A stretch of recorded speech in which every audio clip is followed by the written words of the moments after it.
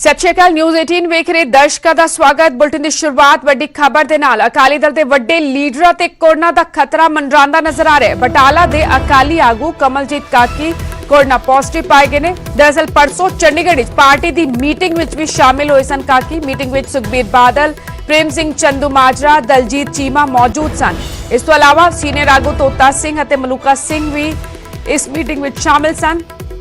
हालांकि अकाली दल वालों किया जा रहा है, दलजीत सिंह चीमा का यह बयान आया कि सारे आगू दूर दूर बैठे सन, खतरे की कोई गल नहीं, पर एक बार तक खतरा मंडराता नजर आ रहा है। अकाली दल के वड्डे लीडरां ते चंडीगढ़ विच परसों पार्टी की मीटिंग हुई, जिस विच बटाला के अकाली आगू कमलजीत काकी भी शामिल हुए सन, जिहड़े कि हुण कोरोना पॉजिटिव पाए गए हैं। मीटिंग में सुखबीर बादल, प्रेम सिंह चंदूमाजरा, दलजीत सिंह चीमा, तोता सिंह अते सिकंदर सिंह मलूका साढ़े कई दूजे वड्डे आगू शामिल सन।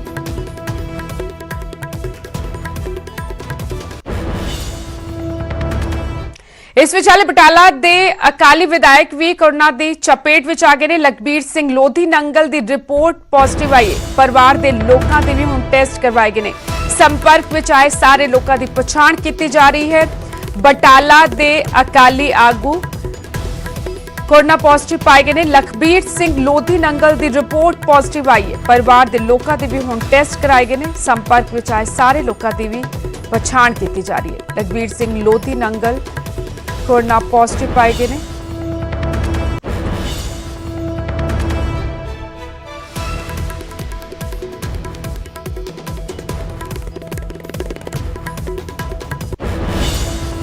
इस विच चले पंजाब के एक होर पीपीएस अधिकारी कोरोना पॉजिटिव पाए गए ने। बरनाला के एसपी डी सुखदेव सिंह विरक नूं कोरोना होया है। एसपी के संपर्क में आए लोगों को हुण क्वारंटीन करता गया। 2 दिन पहला डीएसपी दफ्तर में भी कोरोना का मामला आया सी। डीएसपी दफ्तर का एक मुलाजम कोरोना पॉजिटिव पाया गया सी, जिस तो बाद तमाम एहतियात वरते गए। पंजाब के एक होर पीपीएस अधिकारी नूं कोरोना होया है। बरनाला के एसपी डी सुखदेव सिंह विरक नूं कोरोना होया है। एसपी के संपर्क में आए लोगों को हुण क्वारंटीन कर दिता गया। 2 दिन पहला डीएसपी दफ्तर में भी कोरोना का केस आया सी अते डीएसपी दफ्तर का एक मुलाजम कोरोना पॉजिटिव पाया गया।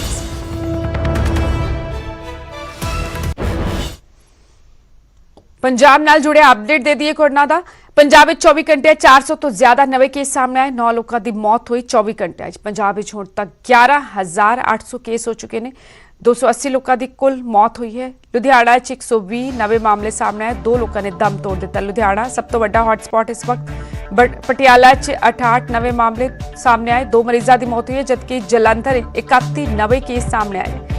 2 लोगों की कोरोना नाल मौत हुई। अमृतसर 36 नवे मामले सामने आए। 1 मरीज ने दम तोड़ दिता। मोहाली 33 नवे केस सामने आए। कोरोना नाल एक दी जान गई। हुशियारपुर में भी कोरोना नाल 1 मरीज की मौत हुई है। हुशियारपुर आंकड़ा पहुंच गया मौतों का 11।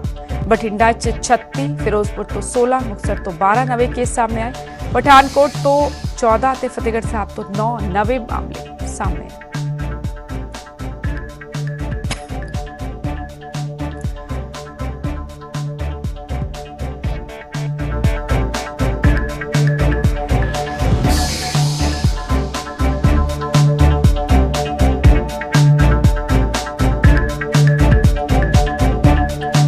और पंजाब में कोरोना के कुल मामले हो गए ने 11,739। 7,741 लोग रिकवर हुए हैं, जो कि 3,721 पॉजिटिव मामले एक्टिव केसेस। डेथ्स हुई ने, मौतां हुई ने 277। 9 होर मौतां हुई 24 घंटिया के दरम्यान। सो मौतां का आंकड़ा भी जड़ा है पंजाब में वध गया है। फिलहाल ऑक्सीजन सपोर्ट ते ने 70 मरीज और वेंटीलेटर ते 13 मरीज ने। मौतों का आंकड़ा पहुंच गया 277।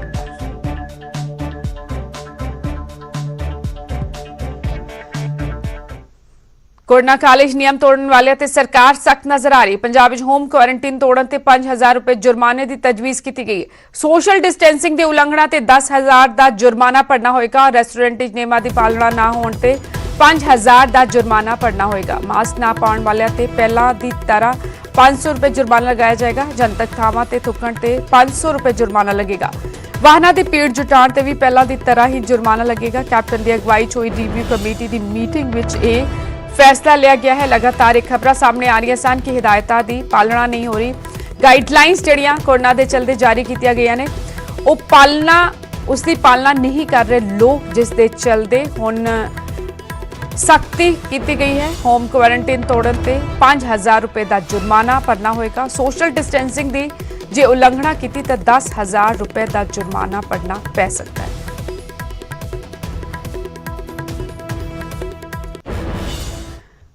और इस कोरोना काल च पंजाब में फिल्मां की शूटिंग लिए भी गाइडलाइंस जारी की गई ने। 50 लोगों नाल शूटिंग करने की इजाजत मिली है। शूटिंग लिए डिप्टी कमिश्नर तो मंजूरी लैनी जरूरी होगी।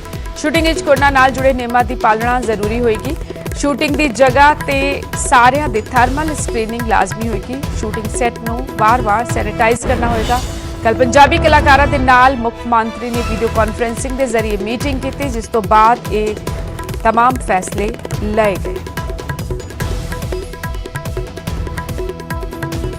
पंजाब फिल्मां की शूटिंग लिए गाइडलाइंस जारी कर दिए गए हैं। हुण हरियाणा के नाल संबंधित अपडेट दे दी है। हरियाणा 29,000 तक पहुंच गए हैं कोरोना के मामले।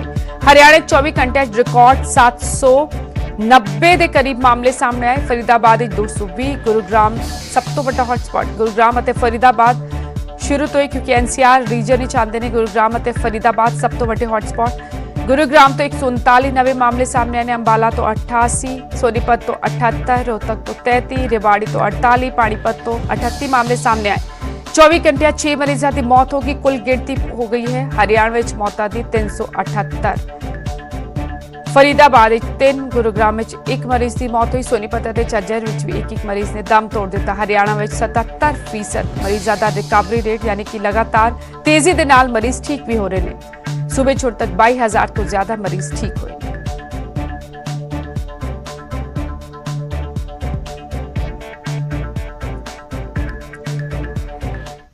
गुआंढी सूबे हिमाचल की भी गल करते हैं। 24 घंटे 100 तो ज्यादा नवे केस हिमाचल तो सामने आए। इकल्ले 16 में 43 नवे केस मिलने नाल हड़कंप मच गए। हिमाचल प्रदेश हुण तक कोरोना के 1,834 मामले सामने आए हैं। हिमाचल 1,136 मरीज ठीक हुए हैं। 671 एक्टिव केस फिलहाल हिमाचल प्रदेश कोरोना मरीजों का। हिमाचल भी तेजी के नाल कोरोना का ग्राफ वध रहा है। 24 घंटे 100 तो वध नवे मामले सामने आए हैं। इकल्ले 16 तो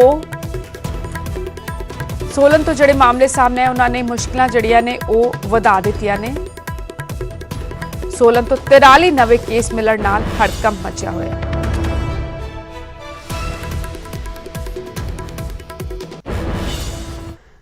हुण गल करांगे नवजोत सिंह सिद्धू दी। एक बार फिर नवजोत सिंह सिद्धू ने सरकार की कारगुजारी ते सवाल चुके ने। नवजोत सिंह सिद्धू ने एक बार फिर सरकार ते सवाल चुकते हुए अपनी नाराजगी जताई। मुख्यमंत्री ने चिट्ठी लिख के नाराजगी जताई है। नवजोत सिंह सिद्धू ने अपने हल्के के विकास को लैके सिद्धू नाराज नजर आ रहे हैं। मंत्री का अहदा छड्डण तो बाद इलाके का विकास नहीं होया, ये इल्जाम लाए नवजोत सिंह सिद्धू ने। नवजोत सिंह सिद्धू तकरीबन 1 साल हो गया है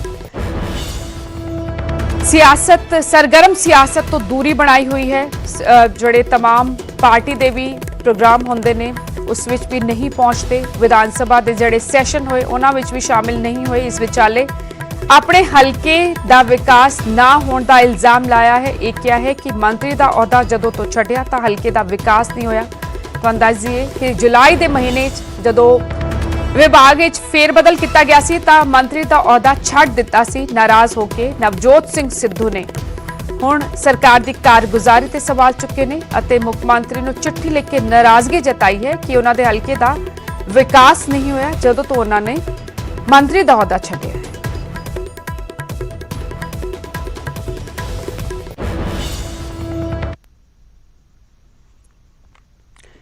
अगली खबर का रुख कर दिया पाकिस्तान तो अगली खबर। पाकिस्तान 73 साल बाद ऐतिहासिक गुरु घर खोलिया गया। पाकिस्तान के बलोचिस्तान स्थित है गुरु घर। क्वेटा एक गुरुद्वारा 200 साल पुराना है। जथेदार ते SGPC ने इसका स्वागत किया। SGPC ने गुरु घर को खोलने लई स्वागत किया। हर संभव सहयोग देने लई भी तैयार है। SGPC ने भी किया। पाकिस्तान के होर गुरु घर भी खोले जाण SGPC ने मांग की। पाकिस्तान 73 साल बाद ऐतिहासिक गुरु घर खोलिया गया। पाकिस्तान के बलोचिस्तान स्थित है गुरु घर। क्वेटा एक गुरुद्वारा 200 साल पुराना है। जथेदार अते SGPC ने इसका स्वागत किया है। SGPC ने गुरु घर खोलण ਨੂੰ ਲੈ ਕੇ ਕਿਹਾ ਹੈ ਕਿ ਹਰ ਸੰਭਵ ਸਹਿਯੋਗ ਦੇਣ ਲਈ ਅਸੀਂ ਤਿਆਰ ਹਾਂ। ਪਾਕਿਸਤਾਨ ਦੇ ਹੋਰ ਗੁਰੂ ਘਰ ਵੀ ਜਿਹੜੇ ਬੰਦ ਪਏ ਨੇ ਉਹ ਖੋਲੇ ਜਾਣ। ਐਸਜੀਪੀਸੀ ਨੇ ਇਹ ਮੰਗ ਕੀਤੀ। ਅਦਾਲਤਾਂ ਦੇ ਹੁਕਮ ਦੇ ਉੱਤੇ ਉਸ ਗੁਰਦੁਆਰੇ ਸਾਹਿਬ ਨੂੰ ਉੱਥੋਂ ਦੇ ਸਥਾਨਕ ਜਿਹੜੇ ਸਿੱਖ ਤੇ ਹਿੰਦੂ ਭਾਈਚਾਰੇ ਦੇ ਲੋਕ ਗੁਰੂ ਘਰ ਦੇ ਉੱਤੇ ਆਸਥਾ ਰੱਖਦੇ ਨੇ, ਉਹਨਾਂ ਵਾਸਤੇ ਗੁਰਦੁਆਰਾ ਸਿੰਘ ਸਭਾ 73 ਵਰ੍ਹਿਆਂ ਤੋਂ ਜਿਹੜਾ ਬੰਦ ਸੀ ਉਹ ਖੋਲ੍ਹ ਦਿੱਤਾ ਗਿਆ। ਇਸ ਲਈ ਮੈਂ ਬਲੋਚਿਸਤਾਨ ਦੇ ਅੰਦਰ ਜਿਹੜੀ ਸਿੱਖ ਸੰਗਤ, ਹਿੰਦੂ ਸੰਗਤ ਰਹਿੰਦੀ ਹੈ, ਗੁਰਦੁਆਰਾ ਸਾਹਿਬ ਦੇ ਉੱਤੇ ਵਿਸ਼ਵਾਸ ਰੱਖਦੀ ਹੈ, ਮੈਂ ਉਸ ਸਾਰੀ ਸੰਗਤ ਦਾ ਹੀ ਜਿਹੜਾ ਹੈ ਉਹ ਧੰਨਵਾਦ ਕਰਨਾ ਚਾਹੁੰਦਾ, ਜਿਨ੍ਹਾਂ ਨੇ ਵਿਸ਼ੇਸ਼ ਯਤਨ ਕੀਤੇ, ਉਪਰਾਲੇ ਕੀਤੇ, ਕੋਰਟਾਂ ਤੱਕ ਪਹੁੰਚ ਕੀਤੀ, ਅਦਾਲਤਾਂ ਤੱਕ ਪਹੁੰਚ ਕੀਤੀ, ਸਰਕਾਰਾਂ ਤੱਕ ਪਹੁੰਚ ਕੀਤੀ। ਪਾਕਿਸਤਾਨ ਦਾ ਧੰਨਵਾਦ ਕਰਦਾ ਕਿ 73 ਸਾਲਾਂ ਬਾਅਦ ਪਾਕਿਸਤਾਨ ਦੇ ਸੂਬਾ ਬਲੋਚਿਸਤਾਨ ਵਿੱਚ ਗੁਰਦੁਆਰਾ ਸ੍ਰੀ ਗੁਰੂ ਸਿੰਘ ਸਭਾ ਜਿਹੜਾ ਉਹ ਉਨਮੁਕਤ ਕਰਕੇ ਉੱਥੋਂ ਦੀਆਂ ਸੰਗਤਾਂ ਦੇ ਹਵਾਲੇ ਕਰ ਦਿੱਤਾ ਗਿਆ। ਸਿੱਖ ਸੰਗਤਾਂ ਦੇ ਵਿੱਚ ਬਹੁਤ ਖੁਸ਼ੀ ਦੀ ਲਹਿਰ ਹੈ ਔਰ ਮੈਂ ਉੱਥੋਂ ਦੀ ਸੰਗਤ ਨੂੰ ਅਪੀਲ ਕਰਦਾ, ਬੇਨਤੀ ਕਰਦਾ ਕਿ ਗੁਰਦੁਆਰਾ ਸ੍ਰੀ ਗੁਰੂ ਸਿੰਘ ਸਭਾ ਦੇ ਵਾਸਤੇ ਸ਼੍ਰੋਮਣੀ ਗੁਰਦੁਆਰਾ ਪ੍ਰਬੰਧਕ ਕਮੇਟੀ ਵੱਲੋਂ ਜੇ ਕਿਸੇ ਚੀਜ਼ ਦੀ ਲੋੜ ਹੋਵੇ, ਚਾਹੇ ਸਾਹਿਬ ਸ੍ਰੀ ਗੁਰੂ ਗ੍ਰੰਥ ਸਾਹਿਬ ਦੇ ਸਰੂਪ ਦੀ ਜ਼ਰੂਰਤ ਹੋਵੇ, ਉੱਥੋਂ ਦੇ ਗੁਰਦੁਆਰਾ ਸਾਹਿਬ ਵਾਸਤੇ ਬਰਤਨਾਂ ਦੀ ਲੋੜ ਹੋਵੇ, ਜਾਂ ਗੁਰਦੁਆਰਾ ਸਾਹਿਬ ਵਿਖੇ ਨਿਸ਼ਾਨ ਸਾਹਿਬ ਚੜ੍ਹਾਉਣਾ ਹੈ, ਕਿਉਂਕਿ ਗੁਰਦੁਆਰਾ ਸਾਹਿਬ ਵਿਖੇ ਨਿਸ਼ਾਨ ਸਾਹਿਬ ਦਾ ਹੋਣਾ ਬਹੁਤ ਜ਼ਰੂਰੀ ਆ, ਉਹਦੇ ਵਾਸਤੇ ਸ਼੍ਰੋਮਣੀ ਗੁਰਦੁਆਰਾ ਪ੍ਰਬੰਧਕ ਕਮੇਟੀ ਉਹਨਾਂ ਦੀ ਹਰ ਤਰ੍ਹਾਂ ਦੀ ਮਦਦ ਕਰੇਗੀ। ਇਸ ਵਿਚਾਲੇ ਕੇਂਦਰ ਸਰਕਾਰ ਅਫਗਾਨਿਸਤਾਨ ਦੇ ਪੀੜਤ ਸਿੱਖਾਂ ਦੀ ਮਦਦ ਕਰੇਗੀ। ਪੀੜਤ ਅਫਗਾਨ ਸਿੱਖਾਂ ਨੂੰ ਭਾਰਤ ਲਿਆਂਦਾ ਜਾਏਗਾ। ਮਿਨਿਸਟਰੀ ਆਫ ਐਕਸਟਰਨਲ ਅਫੇਅਰਸ ਵੱਲੋਂ ਇਹ ਕਿਹਾ ਗਿਆ। ਕੋਰੋਨਾ ਦੇ ਬਾਵਜੂਦ ਵੀਜ਼ਾ ਮੁਹੱਈਆ ਕਰਾਇਆ ਜਾ ਰਿਹਾ ਇਹਨਾਂ ਨੂੰ। ਪੀੜਤ ਸਿੱਖਾਂ ਨੂੰ ਨਾਗਰਿਕਤਾ ਦੇਣ ਤੇ ਵੀ ਵਿਚਾਰ ਹੋ ਰਿਹਾ। ਅਫਗਾਨਿਸਤਾਨ ਵਿੱਚ ਦਰਅਸਲ ਲਗਾਤਾਰ ਸਿੱਖਾਂ ਨੂੰ ਟੌਰਚਰ ਕਰ ਰਹੇ ਨੇ ਅਤਵਾਦੀ ਅਤੇ ਘੱਟ ਗਿਣਤੀਆਂ ਨੂੰ ਨਿਸ਼ਾਨਾ ਬਣਾਇਆ ਜਾ ਰਿਹਾ, ਜਿਸ ਦੇ ਮੱਦੇਨਜ਼ਰ ਮਿਨਿਸਟਰੀ ਆਫ ਐਕਸਟਰਨਲ ਅਫੇਅਰਸ ਵੱਲੋਂ ਤਿਆਰੀ ਚੱਲ ਰਹੀ ਹੈ ਕਿ ਇਹਨਾਂ ਨੂੰ ਭਾਰਤ ਲਿਆਂਦਾ ਜਾਏ। ਕੇਂਦਰ ਵੱਲੋਂ ਇਹਨਾਂ ਨੂੰ ਮਦਦ ਦਾ ਭਰੋਸਾ ਦਿੱਤਾ ਗਿਆ ਹੈ। ਕੋਰੋਨਾ ਦੇ ਬਾਵਜੂਦ ਇਹਨਾਂ ਨੂੰ ਵੀਜ਼ਾ ਮੁਹੱਈਆ ਕਰਾਇਆ ਜਾ ਰਿਹਾ ਅਤੇ ਇਹਨਾਂ ਨੂੰ ਭਾਰਤ ਲਿਆਉਣ ਦੀ ਤਿਆਰੀ ਚੱਲ ਰਹੀ ਹੈ।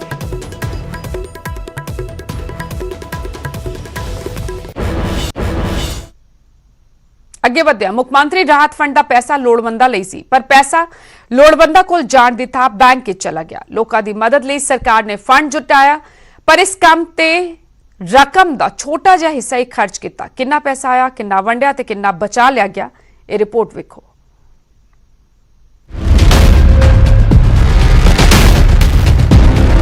ਕੋਰੋਨਾ ਸੰਕਟ ਦੇ ਵਿੱਚ ਪੰਜਾਬੀਆਂ ਦੀ ਮਦਦ ਦੇ ਲਈ ਮੁੱਖ ਮੰਤਰੀ ਰਾਹਤ ਫੰਡ ਬਣਾਇਆ ਗਿਆ। ਮੁੱਖ ਮੰਤਰੀ ਦੀ ਅਪੀਲ ਤੇ ਲੋਕਾਂ ਨੇ ਰਾਹਤ ਫੰਡ ਦੇ ਵਿੱਚ ਦਿਲ ਖੋਲ ਕੇ ਮਦਦ ਕੀਤੀ ਤਾਂ ਜੋ ਮੁਸ਼ਕਿਲ ਸਮੇਂ 'ਚ ਸਰਕਾਰ ਲੋੜਵੰਦਾਂ ਦੀ ਮਦਦ ਕਰ ਸਕੇ। ਲੋਕਾਂ ਨੇ ਖੁੱਲ੍ਹੇ ਦਿਲ ਦੇ ਨਾਲ ਫੰਡ ਦਿੱਤਾ, ਪਰ ਸਰਕਾਰ ਨੇ ਰਾਹਤ ਫੰਡ ਵੰਡਣ 'ਚ ਖੁੱਲ੍ਹਦਿਲੀ ਨਹੀਂ ਦਿਖਾਈ। ਆਰਟੀਏ ਦੇ ਜ਼ਰੀਏ ਮਿਲੀ ਜਾਣਕਾਰੀ ਮੁਤਾਬਕ ਮੁੱਖ ਮੰਤਰੀ ਰਾਹਤ ਫੰਡ ਦੇ ਵਿੱਚ ਸਿਆਸਤਦਾਨਾਂ, ਉਦਯੋਗਪਤੀਆਂ ਤੇ ਹੋਰ ਸਮਾਜ ਸੇਵਕ ਜਥੇਬੰਦੀਆਂ ਨੇ 67 ਕਰੋੜ ਰੁਪਏ ਦਾ ਦਾਨ ਦਿੱਤਾ, ਪਰ ਸਰਕਾਰ ਨੇ ਸਿਰਫ 2 ਕਰੋੜ 38 ਲੱਖ ਰੁਪਏ ਦੇ ਫੰਡ ਹੀ ਵਰਤੇ। ਬਾਕੀ 64 ਕਰੋੜ ਦੇ ਕਰੀਬ ਫੰਡ ਪ੍ਰਾਈਵੇਟ ਬੈਂਕਾਂ ਦੇ ਵਿੱਚ ਸਾਂਭ ਕੇ ਰੱਖ ਲਿਆ ਗਿਆ। 2 ਕਰੋੜ 28 ਲੱਖ ਦਾ ਜੋ ਖਰਚ ਹੋਇਆ, ਉਸ ਦੇ ਵਿੱਚੋਂ 1 ਕਰੋੜ 93 ਲੱਖ ਰੁਪਏ ਨਾਂਦੇੜ ਸਾਹਿਬ, ਰਾਜਸਥਾਨ ਤੇ ਤਾਮਿਲਨਾਡੂ ਤੋਂ ਪੰਜਾਬੀਆਂ ਨੂੰ ਵਾਪਸ ਲਿਆਉਣ ਦੇ ਉੱਤੇ ਖਰਚ ਕੀਤੇ ਗਏ, ਜਦਕਿ 35 ਲੱਖ ਰੁਪਏ ਦੀ ਆਰਥਿਕ ਮਦਦ ਕੋਰੋਨਾ ਕਾਲ ਦੇ ਵਿੱਚ ਜਾਨ ਗਵਾਉਣ ਵਾਲੇ ਮਰਹੂਮ ਏਸੀਪੀ ਅਨਿਲ ਕੋਹਲੀ ਦੇ ਪਰਿਵਾਰ ਨੂੰ ਦਿੱਤੀ ਗਈ। ਕੋਰੋਨਾ ਵਰਗੇ ਵੱਡੇ ਸੰਕਟ 'ਚ ਵੀ ਮੁੱਖ ਮੰਤਰੀ ਰਾਹਤ ਫੰਡ ਦਾ ਪੈਸਾ ਨਾ ਵੰਡਣ ਨੂੰ ਲੈ ਕੇ ਸਰਕਾਰ ਤੇ ਸਵਾਲ ਉੱਠਣ ਲੱਗੇ ਤਾਂ ਕਾਂਗਰਸ ਨੇ ਤਰਕ ਦਿੱਤਾ ਕਿ ਇਹ ਪੈਸਾ ਮੁਸ਼ਕਿਲ ਸਮੇਂ 'ਚ ਬਚਾਅ ਦੇ ਲਈ ਰੱਖਿਆ ਗਿਆ है। भैया ये 60 करोड़ रुपया हमारी स्टेट के डिपार्टमेंटों ने शेयर डाला है अपना, ताकि मुसीबत के टाइम पे काम आ जाए। तो ये कोई मोदी साहब ने हमें पैसा भेजा है? भैया मोदी साहब के अकाउंट में चाइना का रिलीफ फंड जो है वो 10,000 करोड़ पड़ा हुआ है। ਕਾਂਗਰਸ ਦੇ ਵੱਲੋਂ ਦਿੱਤੇ ਜਾ ਰਹੇ ਤਰਕ ਵਿਰੋਧੀ ਧਿਰਾਂ ਨੂੰ ਫਿੱਟ ਨਹੀਂ ਬੈਠ ਰਹੇ ਤੇ ਉਹਨਾਂ ਨੂੰ ਬੈਠੇ ਬਿਠਾਏ ਸਰਕਾਰ ਨੂੰ ਘੇਰਨ ਦਾ ਮੌਕਾ ਮਿਲ ਗਿਆ। ਆ ਇੱਕ ਬਹੁਤ ਵੱਡਾ ਵਿਸ਼ਵਾਸਘਾਤ ਕੀਤਾ ਲੋਕਾਂ ਦੇ ਖਿਲਾਫ ਜਿਨ੍ਹਾਂ ਨੇ ਪੈਸਾ ਦਿੱਤਾ ਹੈ, ਜਿਨ੍ਹਾਂ ਨੇ ਦਿੱਤਾ ਹੈ ਉਹਨਾਂ ਨੇ ਕੋਵਿਡ ਦੀ ਲੜਾਈ ਲੜਨ ਵਾਸਤੇ ਦਿੱਤਾ ਹੈ। ਜੇ ਤੁਸੀਂ ਉਹ ਲੜਾਈ ਲੜਨ ਵਾਸਤੇ ਵਰਤਣਾ ਨਹੀਂ, ਇਹਨਾਂ ਨੂੰ ਉਹ ਪੈਸਾ ਵਾਪਸ ਕਰਨਾ ਚਾਹੀਦਾ ਮੁੱਖ ਮੰਤਰੀ ਨੂੰ। ਇੱਕ ਪਾਸੇ ਲੈਬੋਰਟਰੀਆਂ ਜੋ ਟੈਸਟ ਨਹੀਂ ਹੋ ਰਹੇ, ਹਸਪੀਟਲ ਦੀ ਸਥਿਤੀ ਇੰਨੀ ਵਧੀਆ ਨਹੀਂ ਪੰਜਾਬ ਦੇ, ਔਰ ਦੂਜੇ ਪਾਸੇ ਚੀਫ ਮਿਨਿਸਟਰ ਰਿਲੀਫ ਫੰਡ ਦਾ ਪੈਸਾ ਬੈਂਕਾਂ 'ਚ ਡਿਪੋਜ਼ਿਟ ਕਰਕੇ ਰੱਖਿਆ ਹੋਇਆ ਹੈ। मेरी मुख्यमंत्री साहब अगे बेनती है, जिन्होंने लोगों ने यह पैसा दिता है, वो पैसा महामारी ਨਾਲ ਲੜਨ ਵਾਸਤੇ ਦਿੱਤਾ ਹੈ, ਨਾ ਕਿ ਬੈਂਕ ਡਿਪੋਜ਼ਿਟ 'ਚ ਰੱਖਣ ਵਾਸਤੇ। ਇਹ ਪੈਸਾ ਖਰਚ ਚਰਮ ਸੀਮਾ ਦੇ ਉੱਤੇ ਆ ਕੋਵਿਡ, ਇਦੋਂ ਵੱਡੀ ਆਪਾਤਕਾਲੀਨ ਐਮਰਜੈਂਸੀ ਨਹੀਂ ਹੋ ਸਕਦੀ। ਸੋ ਇਹ ਗੱਲ ਬੜੀ ਸ਼ਰਮਨਾਕ ਹੈਗੀ ਆ ਕਿ ਮੁੱਖ ਮੰਤਰੀ ਸਾਹਿਬ ਜਿਹੜੇ ਗੁਫਾ ਦੇ ਵਿੱਚ ਬੜੇ ਹੋਏ ਆ, ਜਿਹੜੇ ਸੈਲਫ ਕੁਆਰੰਟਾਈਨ ਹੋਏ ਆ, ਤੇ ਅਫਸਰਸ਼ਾਹੀ ਜਿਹੜੀ ਆ, ਪ੍ਰਸ਼ਾਸਨ ਜਿਹੜਾ ਉਹ ਸਰਕਾਰ ਆਪਣੀ ਮਨਮਾਨੀ ਨਾਲ ਚਲਾ ਰਿਹਾ, ਤੇ ਪ੍ਰਸ਼ਾਸਨ ਗਰੀਬ ਲੋਕਾਂ ਦਾ ਨਿੰਬੂ ਵਾਂਗੂ ਨਿਚੋੜ ਕੇ ਰਸਾ ਕੱਢਣ ਦੇ ਤੁੱਲ ਹੋਇਆ। ਪੂਰਾ ਮੁਲਕ ਕਰੋਨਾ ਸੰਕਟ ਦੇ ਵਿੱਚ ਘਿਰਿਆ ਹੋਇਆ ਹੈ। ਕਈ ਬਿਜ਼ਨਸ ਠੱਪ ਹੋ ਚੁੱਕੇ ਨੇ। ਛੋਟੇ ਤੋਂ ਛੋਟਾ ਤੇ ਵੱਡੇ ਤੋਂ ਵੱਡਾ ਕਾਰੋਬਾਰ ਕਰੋਨਾ ਕਰਕੇ ਪ੍ਰਭਾਵਿਤ ਹੋਇਆ ਹੈ। ਪ੍ਰਾਈਵੇਟ ਖੇਤਰ 'ਚ ਨੌਕਰੀਆਂ ਚਲੀਆਂ ਗਈਆਂ, ਪਰ ਸਰਕਾਰ ਨੂੰ ਇਹ ਸੰਕਟ ਛੋਟਾ ਜਾਪਦਾ ਹੈ। ਇਸ ਲਈ ਸਰਕਾਰ ਨੇ 64 ਕਰੋੜ ਦਾ ਫੰਡ ਮੁਸ਼ਕਿਲ ਸਮੇਂ ਦੇ ਲਈ ਸਾਂਭ ਕੇ ਰੱਖ ਲਿਆ। Bureau report news 18।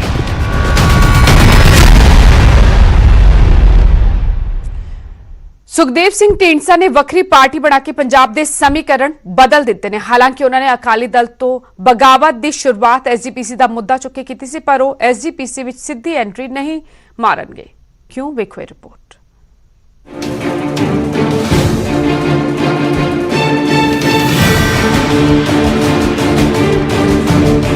Akali Dal Badal ਦਾ ਪੱਲਾ ਛੱਡ ਕੇ ਵੱਖਰੀ ਪਾਰਟੀ ਬਣਾਉਣ ਵਾਲੇ ਸੁਖਦੇਵ ਸਿੰਘ ਢੀਂਡਸਾ ਅੱਜਕੱਲ ਕਾਫੀ ਸਰਗਰਮ ਨਜ਼ਰ ਆ ਰਹੇ ਨੇ। ਢੀਂਡਸਾ ਹਰ ਪਲੇਟਫਾਰਮ ਤੇ ਬਾਦਲਾਂ ਦੇ ਖਿਲਾਫ ਮੋਰਚਾ ਖੋਲ ਰਹੇ ਨੇ, ਫਿਰ ਚਾਹੇ ਪਲੇਟਫਾਰਮ ਸਿਆਸੀ ਹੋਵੇ ਜਾਂ ਪੰਥਕ। ਤੇ ਜੇਕਰ ਗੱਲ ਸ਼੍ਰੋਮਣੀ ਕਮੇਟੀ ਚੋਣਾਂ ਦੀ ਹੋਵੇ ਤਾਂ ਬੇਸ਼ੱਕ ਢੀਂਡਸਾ ਸਿੱਧੇ ਤੌਰ ਤੇ ਤਾਂ ਐਸਜੀਪੀਸੀ ਚੋਣਾਂ ਦੇ ਵਿੱਚ ਐਂਟਰੀ ਨਹੀਂ ਕਰ ਰਹੇ, ਪਰ ਇੱਥੇ ਵੀ ਅਕਾਲੀ ਦਲ ਬਾਦਲ ਨੂੰ ਘੇਰਨ ਦੀ ਤਿਆਰੀ ਵਿੱਚ ਨੇ।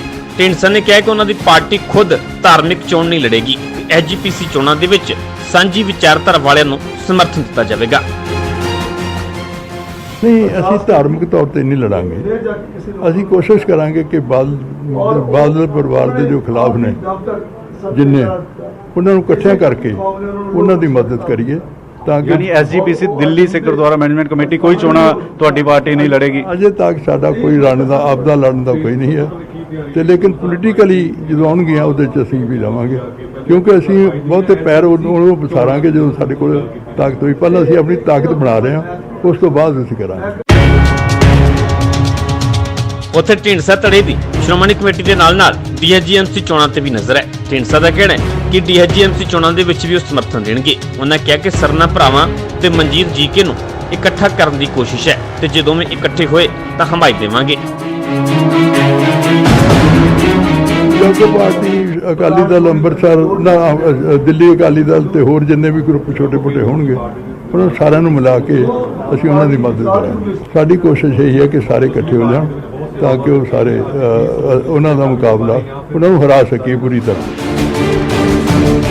ਉੱਥੇ ਰਣਜੀਤ ਸਿੰਘ ਬ੍ਰਹਮਪੁਰਾ ਦੇ ਸਵਾਲ ਤੇ ਢੀਂਡਸਾ ਨੇ ਕਿਹਾ ਕਿ ਉਹਨਾਂ ਦੇ ਨਾਲ ਅਜੇ ਵੀ ਗੱਲਬਾਤ ਜਾਰੀ ਹੈ।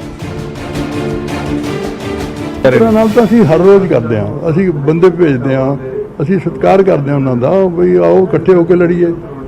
ਤੇ ਦੇਖਦੇ ਮੇਰਾ ਖਿਆਲ ਹੈ ਵੀ ਆਹਿਸਤਾ ਆਹਿਸਤਾ ਉਹਨਾਂ ਦੀ ਸਾਡੇ ਨਾਲ ਹੀ ਅਖੀਰ ਨੂੰ ਆ ਕੇ ਆਉਣਗੇ। ਬੇਸ਼ੱਕ ਢੀਂਡਸਾ ਸਿਆਸੀ ਤੇ ਪੰਥਕ ਮੈਦਾਨ ਦੇ ਵਿੱਚ ਨਿਤਰਨ ਦੀ ਤਿਆਰੀ ਕਰ ਚੁੱਕੇ ਨੇ, ਪਰ ਇਹ ਤਿਆਰੀ ਕਿੰਨੀ ਕੁ ਕਾਰਗਰ ਸਾਬਤ ਹੁੰਦੀ ਹੈ, ਚੋਣ ਦੇ ਮੈਦਾਨ ਦੇ ਵਿੱਚ ਇਹ ਵੀ ਸਾਫ਼ ਹੋ ਜਾਵੇਗਾ। ਚੰਡੀਗੜ੍ਹ ਤੋਂ ਪੰਕਜ ਕਪਾਹੀ, ਨਿਊਜ਼ 18 ਪੰਜਾਬ। ਛੋਟੇ ਜਿਹੇ ਬ੍ਰੇਕ ਲਈ ਇੱਥੇ ਰੁਕ ਰਹੇ ਹਾਂ।